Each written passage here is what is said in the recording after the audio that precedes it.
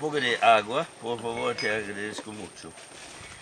So, last night I was speaking about the power plants and how important it is to use them respectfully and to use them in a way that's specifically in tune with their ability to help us. To help us through times of evolution, times of transition. For instance, when you have a divorce or when you have a newborn child, some things are painful and some things are reason for celebration. But the ayahuasca always helps us tune into it at a much deeper and more profound level so we can assimilate it and utilize its energy and the beauty of the life that's around us at a deeper, more long-term level that's beyond time, that goes on from 1 year to the next, one lifetime to the next, and it implants itself deeply in our soul. And that's why we live and work here in the Amazon jungle, because here we are 35 kilometers from the nearest highway. We have very pure oxygen. We have plants that are living in a completely natural ecosystem and a completely supportive environment and neighborhood. Muchas gracias. And that is why all these plants are so vibrant, powerful, and useful as healing aids. So when we make a tea, for instance, out of the yerba luisa or out of the plants over here, the achote, whatever we do, it has an immediate impact of extreme power and clarity, and it goes directly into the body, and it has its impact, especially for you who have taken ayahuasca. Because when you take ayahuasca, the mother of all medicines, what that does is it opens the door and the mother gives permission to the children to come in and do the healing work. Say, we send a plant in for the liver, send another one for the kidneys, send another one for the urinary, send another one to strengthen the heart, another one to clear out the communication center in the throat, and another one to clear up the cerebral cortex. Is confused. And so that's when I do the adjustment. I go down from your crown chakra, I go down to your throat chakra, down to your heart chakra, down to your power center, which is where the energy comes from. Right here. Sexual center. But it's dedicated towards principally keeping security and keeping power and control. Now, when we go through the ayahuasca ceremonies, we pass from that control and that security to emotional realization that we're dependent on other people and that we're part of a community. We're part of a family. We're part of a nation. We're part of a group of colleagues. We're all dedicated to being together. We're not isolated. And that's where our emotional chakra comes in. And we begin becoming sorry for what we've done, sorry for what we didn't do, and we start aspiring to greater heights in the future. Then we pass through that to the crown chakra, and there we see, okay, well, there's a problem here, there's a problem there, there's a problem there, but I'm over-exaggerating. I can fix it quick. I'm going to call mom, I'm going to call dad, I'm going to tell them to put food out for the dog, I'm going to call my old girlfriend, I'm going to call my new girlfriend. I'm going to put everything in sync and tell them the truth. And then I'll get on to more interesting things. Because we have an opportunity of growth here. Because we're being invited into eternity. Into the ability to see beyond this life. And see what our responsibility is to be authentic, to be clear, and to be powerful and a positive influence on all the people who come in contact with us. We have to be a blessing. Because if we're not a blessing, basically we're dead weight, or we are a curse. One of the two. Either we be positive and we help, or we become useless for the light.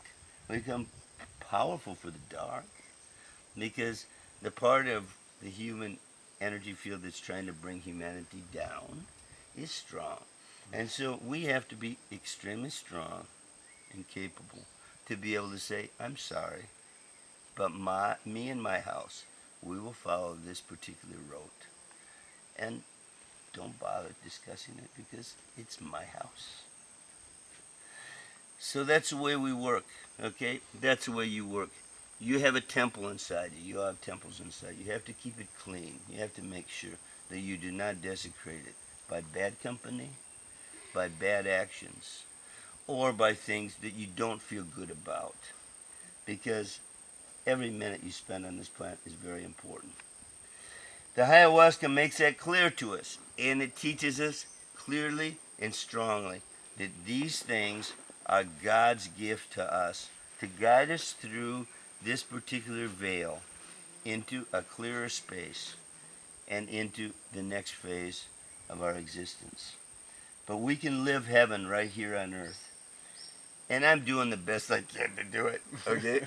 I enjoy myself incredibly, and I love it here. And I really have chosen well in where I'm going to live and what kind of work I'm going to do. But we're still not in paradise, okay? We try to emanate paradise from inside of us. And we try to be healthy, strong, clear, and authentic, useful, and honest. And we try to marginalize people who are not that way so that we can get them off to the side and let them play their own game. In other words, drowned in their own soup. Because we need our integrity. And we have to stay separate from that. So we learn how to choose a company. We learn how to choose our environment. And we learn how to choose our diets and our activities.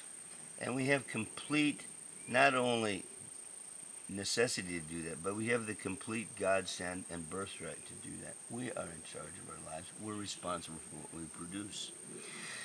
If we don't produce what we should have produced, and we give some lame excuse that I was really depressed, believe me, St. Peter's not going to buy it. Yeah. He's not going to buy it. So you got to really try to live every day as if you really are responsible for what happens to you. And so,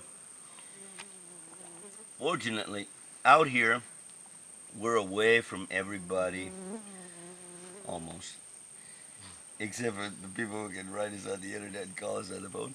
And we have very clean air. And so we have wild water to swim in, wild water to bathe in, and we have wild people to visit with. Because anybody who comes this far is a wild man. That's for sure. And so, these guys are friends of mine. They've been here for a while, and you are also close friends of mine. And I really appreciate you coming here and listening to what we have to offer and experiencing very personally the ayahuasca medicine. Now, this is going to enter into you in a very deep, deep level, and it's going to continue working through any cultural blocks, any belief system blocks, any physical or personality blocks. And it's going to keep bringing you strongly and directly to your destiny of realizing your complete best state of affairs in any culture, in any place, in any time, and giving you the strength to survive bad times, hard times, beautiful times, and questionable, neutral, boring times. But always keep your focus and your beam forward, realizing that we are not here in vain. We are here to live, to enjoy, and to give glory to our Creator, and in turn to bring evolution forward for the next generation. And I really feel pleased, in spite of the fact that I make a lot of mistakes. I don't deny it. But I've been blessed with having two beautiful daughters who are carrying the banner forward for my family. And also, I have a career, and I have a job, and I have a lot of beautiful people who are helping me and working with me, friends and employees. And so I've been extremely blessed in spite of some of my bad decisions, but most of my decisions have been very good. And I find that the vast majority of them have brought me forward, even the ones that were questionable, to a better, faster, more beautiful day. And so always trust the Spirit to guide you. They say God's always been taking you forward, but there's some points on the path where you don't see the footsteps. That's because you couldn't walk and somebody was carrying you and deposited you on the other end. So sometimes you cannot walk on your own, so your footprints in the sand disappear. But that's because somebody scooped you up and said, okay, start over, up ahead. So we're not alone. We're never alone, no matter what we're doing. We're always being cared for and being guided. Sometimes the most difficult things become the most positive, and in the long run, the strongest to helping you save time and move forward at a gallop. So remember, don't pass judgment too quickly. Always keep moving forward on faith and power. And you'll be very pleased you did, because in one lifetime you can get as much advancement made that some people don't get done in 10 or 20 or 30. In other words, you're jumping forward, you're becoming a bodhisattva, you're becoming a service on the planet to all those who watch and all those who can imitate you, because you can preach all day and all night and nobody will listen to you. But I promise you, whatever you do, that's what they will copy. I found that with my children. They copy me. I can talk to them till I'm blue in the face, and they take it with a grain of salt. But what turns out is they become exactly like I was in the long run. Here they are, 24 and 27, and they followed in my footsteps. They paid no attention to what I said. They just watched what I did. So if you want to be a positive influence, then be a stellar example of what you want to pass on. Now, before we walk back to our houses, I'm going to show you a little bit about a few medicinal plants that are going to help a lot. Okay? So let's go over and see some of these first. Now here's one. This is called noni. Now this is a blood cleanser. It's a very beautiful plant, and it's sold all over the world now as a blood cleanser and a treatment for toxic blood and a preventative for cancer. And so it's extremely potent. Now we have 60 trees here of noni, and here we drink it in a very concentrated brew. And if any of you have toxic problems, but from all your clean skin, I don't see a problem there. But anyhow, noni is a very strong, potent blood cleanser, and it works on multiple levels. What is it, like, does it make you sick? No, it doesn't make you sick. I mean, it could cause a little nausea, you know, but let's go over it. I'll show you the factory we have here for processed noni. So perhaps we have a little bit over there to drink. Let's see if I have. Yeah, here we go. This is the active part of the plant right here. This pod right here, this is where the medicine is. Okay, it's an extremely concentrated antioxidant cleanser of the blood. Now when you put this in a pot, it will ferment, it will turn into liquid. So let's go over here and see if they've made any recently. But you just have to take this, and the heat of the jungle will process it into juice, and then you can drink it. And it will have an impact, without a doubt, on your system. It will lower your blood pressure slightly, and it will cleanse your liver and your lymph system. Now, what we do is that we put this right in this thing here, and as you can see, it ferments and it turns into liquid, right? So it does that purely on the heat. So we don't have to do anything to it. We don't add anything to it. And then what we come up with is this juice. And you can drink a little bit of this.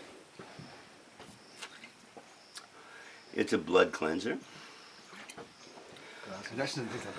It's just extract from the noni. It has no additives whatsoever. Tastes like blue cheese. It tastes exactly like blue cheese. Yeah, I agree. And I happen to like blue cheese. So that's a blood cleanser. So if you have, like say, marks all over your skin, or your eyes are really dull, your skin is very clear, by the way, dear. And so then you can drink about a third of a bottle a day, and it will cleanse the blood. Now, it will lower your blood pressure slightly. I have high blood pressure, so it won't be a bad thing. We'll have another drink then. So yeah, it's beautiful stuff. And some people go overboard. They say, oh, it's a blood cleanser. They drink a whole bottle and then they'll have diarrhea for a day. But that's not necessarily counterproductive because it cleanses the body. But you do want to be gentle, and easy with it. You don't want to overdo it. If you're going to do it therapeutically, you do about 1/3 of a bottle a day. And so if anybody would like to do this, I'll have somebody prepare it for you. Okay. Anybody want to take it with them? No. I'll take it with me. Yeah. Sure. Okay, well, let's check out a few more plants. So are there any plants that are natural antivirals? I'm curious. Well, They say like grapefruit is. Well, grapefruit it's a cleanser of the liver and the gallbladder. I mean, it's very specific to that.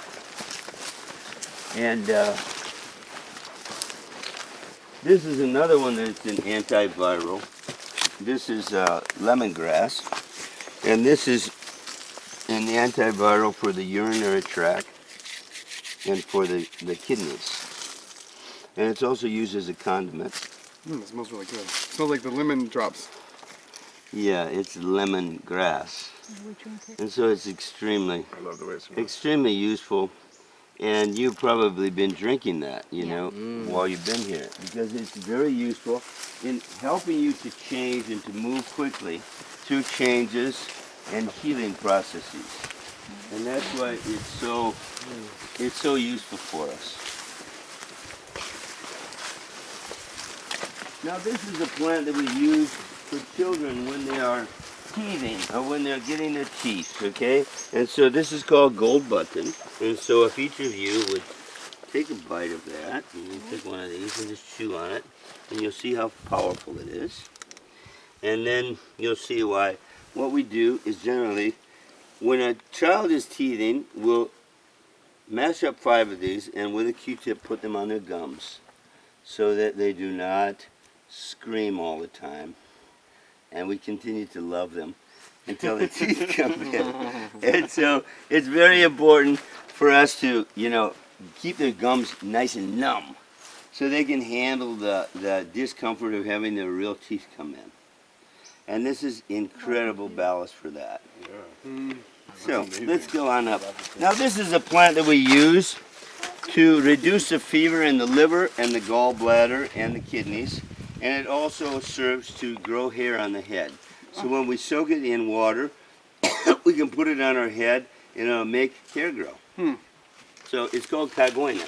I have this same herb growing in the garden outside of my house. And it works like a charm. It's just that I'm too lazy to use it. Now this is another really beautiful plant that I use all the time. It's called Santa Maria, okay? Now Santa Maria draws poisons out of the body through the skin. So if you have a wasp bite, for instance, what you would do is you would chop this up real good like this. Put a little flowered water on it, and you put it right on the wasp bite. And then it would suck that poison out through the skin. And then the poison does not have to go through the bloodstream, through the liver and the stomach, doing all that damage and making your body work so hard. Pulls it right out at the source. So like poison ivy and things like that? Because I have poison ivy right here, actually. Okay, well then what we're going to do is we're going to do a treatment on you. And we'll do a treatment as soon as we get back to my house. I can do it in about 5 minutes. And so is all I need is a few leaves. And this will be plenty. I think I have a few more growing over here, if I'm not mistaken. Yeah, I guess so. And so we can fix you up in a very short time. And I'll take enough so that tomorrow in the morning, or maybe later tonight, I can do another treatment on you. And then by that time, after 2 treatments, generally speaking, we're talking about complete solution, because we'll be able to pull that out, because that's pretty superficial. It's no big deal. That saves me a trip to the pharmacy. Right.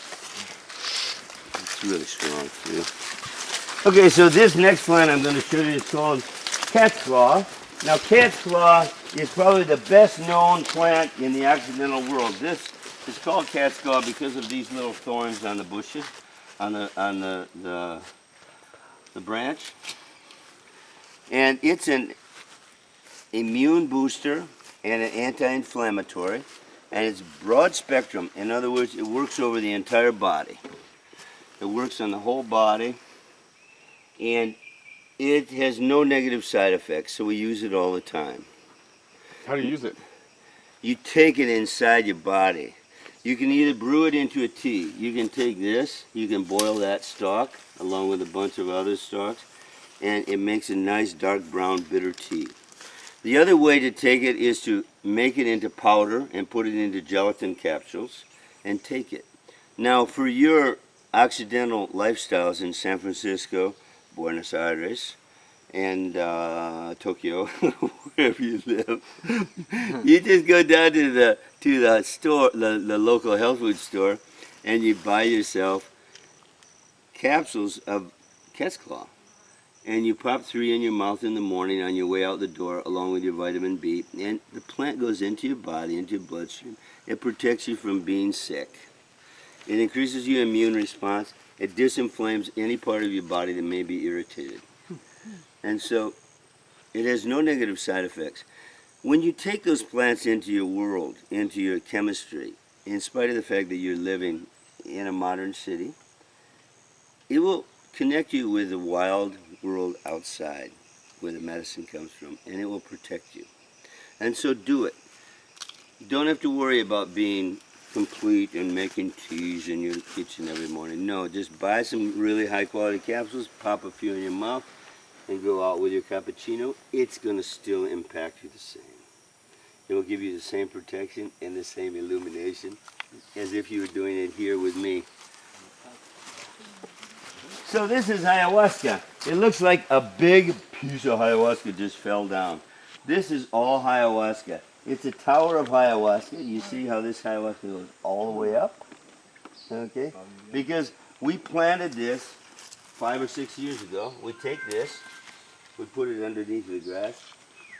It goes up, intertwines, it finds something to climb up. And it continues propagating and propagating and propagating. It continues going forward, and eventually it dominates the forest. So look, here's a tower. There's another one up there. There's another one sideways. There's another one over there. This is ayahuasca par excellence. This is powerful ayahuasca. It's wild. And why is it so wild? Well, because it's in its neighborhood. It has all the ballast and all the support it could ever ask for. It has all of its daughters, sons, cousins, fathers, and mothers around. And this is the king of the medicine in the jungle, ayahuasca. Now, the partner of the ayahuasca is chacruna, which is the feminine counterpart.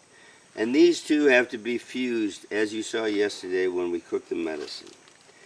And as you know, the chacruna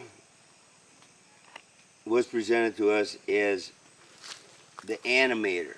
This as the main manipulator. In other words, this goes into your body.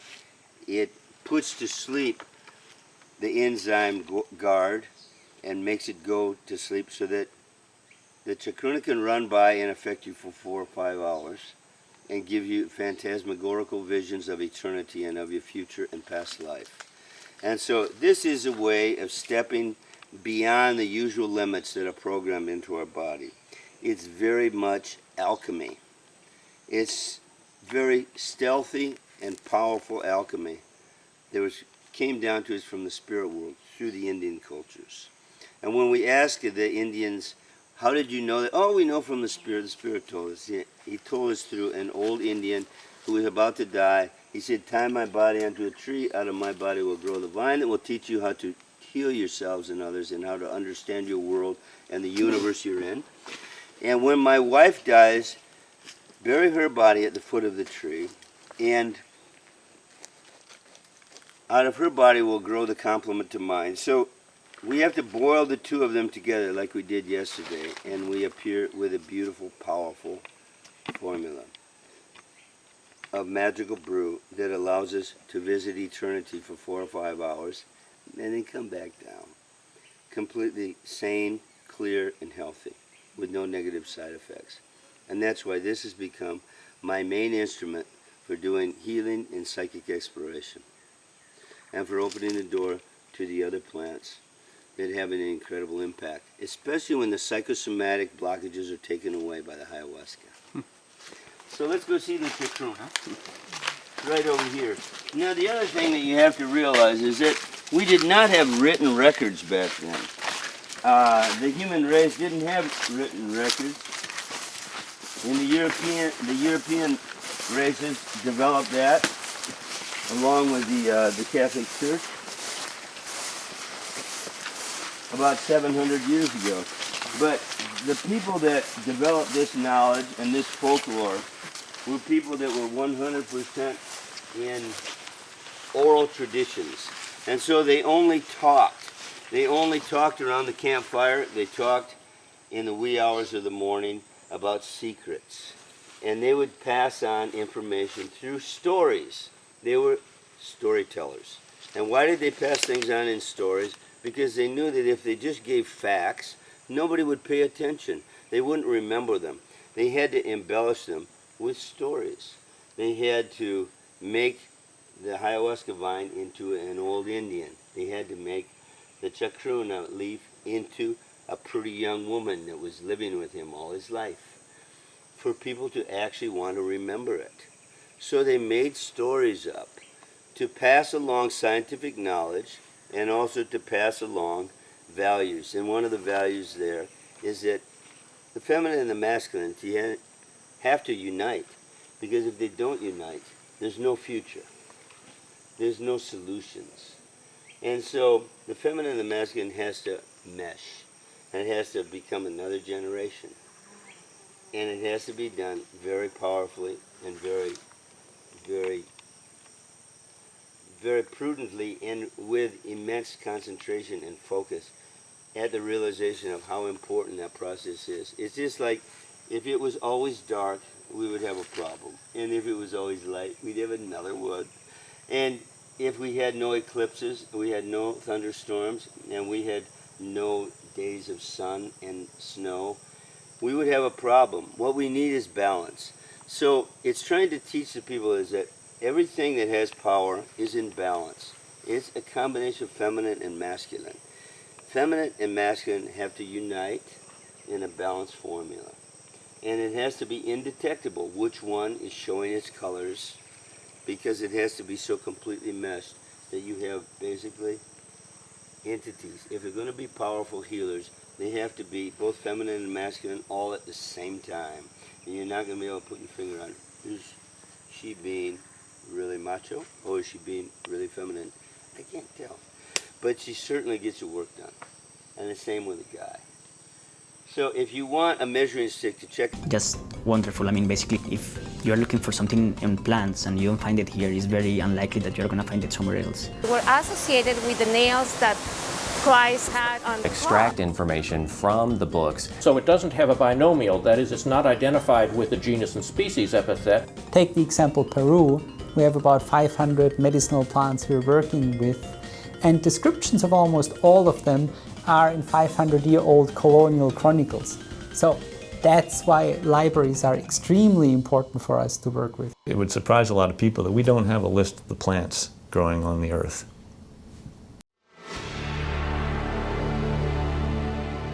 Six Marines spent their morning lending a hand at the Missouri Botanical Gardens during just one of the many community service projects for Marine Week St. Louis. Lance Corporal Daniel Richardson says he enjoyed the experience. I'm glad to be here, glad to help out, pitch in what I can. It's a nice place I'd like to come visit, later on. I just enjoy being able to give a hand wherever I can. The Marines worked tirelessly pruning and weeding different plants around the gardens. Sarah Murphy, an employee at the Botanical Gardens, was impressed by the Marines' work ethic. It's been great. We've gotten so much done. I mean, I think that's the amazing thing, is the efficiency and the amount of work that's gotten done, because this is a huge project that, you know, usually it would take me days, if not weeks, to do on my own or with my volunteers. From Marine Week St. Louis, I'm Corporal Michael Krasinski.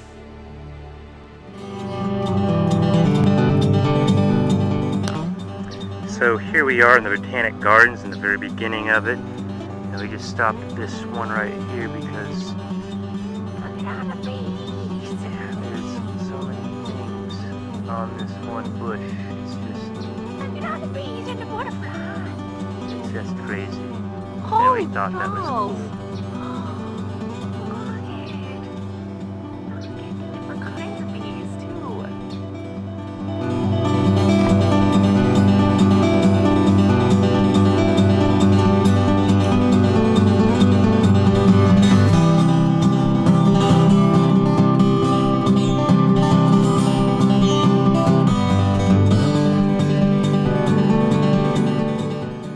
So this is the rose garden. The last time myself and Abby came here, it was during the early spring, so none of these were in bloom. So we walked through here and there were absolutely no roses in bloom. But now, there's quite a few roses in bloom. Apparently not these though. So Abby has decided it's her mission to smell all the roses. They all smell different from each other. Even if they're like, so say those kind of orangey pink ones are next to the red ones, the ones that are in between often kind of mixerize and they smell different. The other ones all smell different. That one doesn't even smell like anything. This is ketchup and mustard.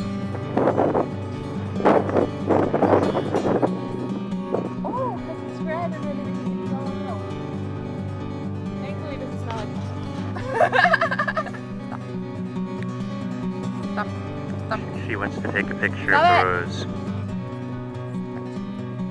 And it has to be stopped because it's a macro.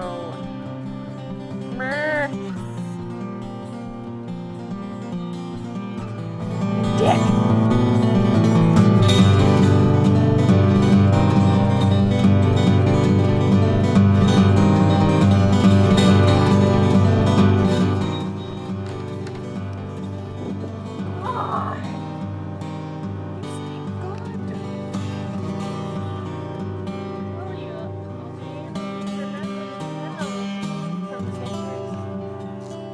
It's a pretty rose. So Abby finally got tired of the roses, which is a shame because there's still all these roses that we haven't smelled. The other smells. We smelled most of those. These we have not, but Abby's like, I want other flowers.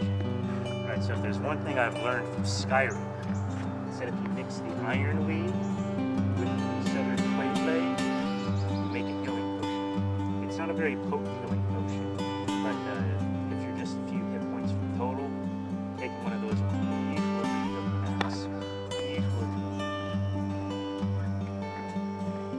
Can you see it in the light? I can't tell. Ah, a spider. Ouch. Yep, spider ran away. Oh no! It's there.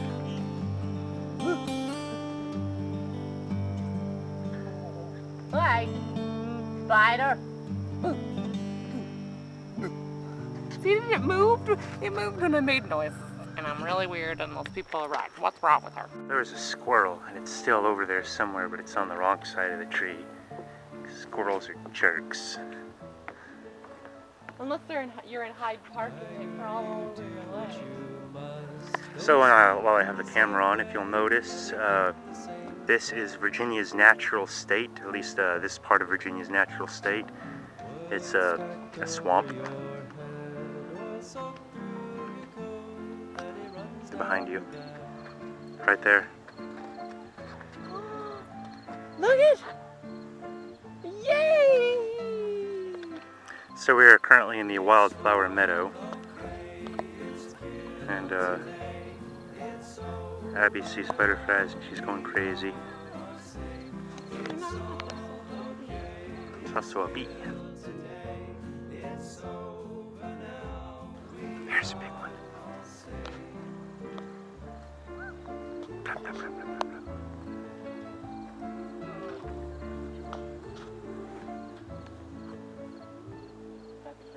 Long ago we were the same.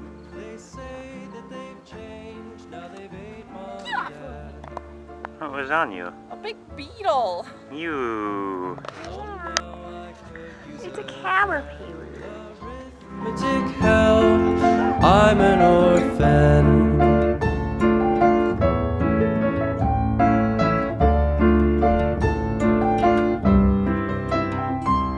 It's all okay, it's killed today, it's over now, we are all safe. It's all okay, it's killed today, it's over now, we are all safe. It's all okay, it's killed today, it's over now, we are all safe. It's all okay.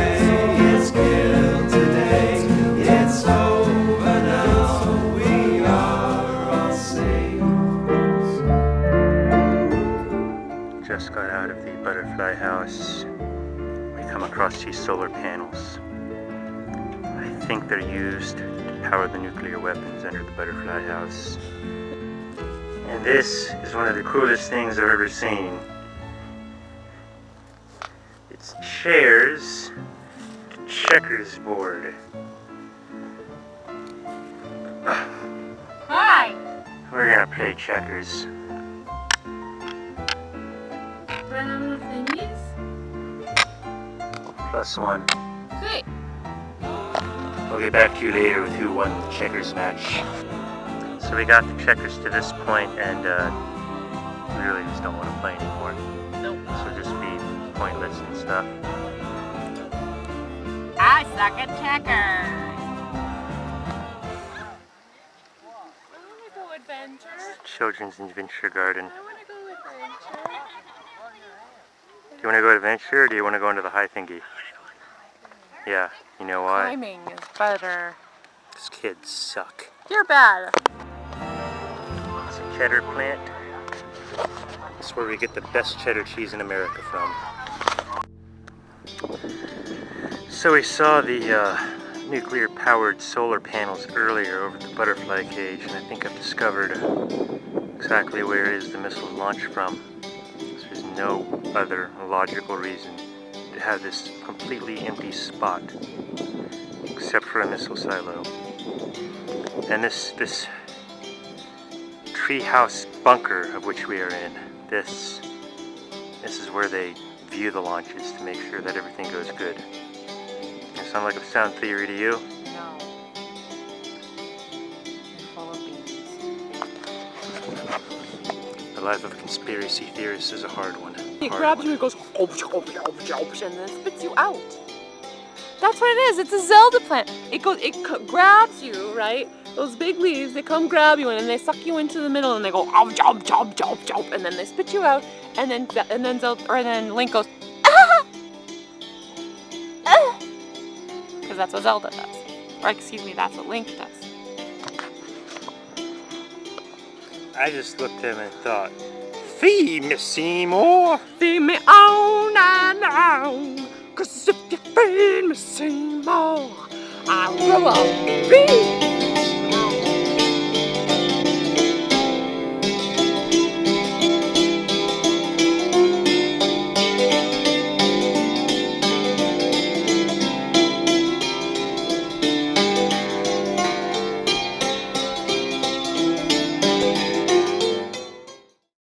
What we try to do in this conservatory is grow plants, grow tropical plants that cannot survive outside in the Jerusalem or Israeli nature. They come from tropical areas around the world where the temperatures are steady and mild, 25 to 35 degrees all year long. We heat the conservatory to keep those temperatures up during the winter and during the night. There are high levels of humidity, and so we operate a system of sprinklers across the whole ceiling. We also keep the place shaded to emulate the natural forest canopy. In our conservatory, the visitor can experience the variety and multitude of plants from different areas of the tropics. This is an example of an air plant. This is an important group of plants unique to the tropics. These plants live upon trees high in the canopy, not because they don't parasite the trees. They get all their water and nutrient requirements straight from the air, but they live on the trees to get closer to light. There's not much light inside the dense vegetation of a rainforest, and all plants want to go up towards the light. Air plants have a very good adaptation. They just live upon the trees.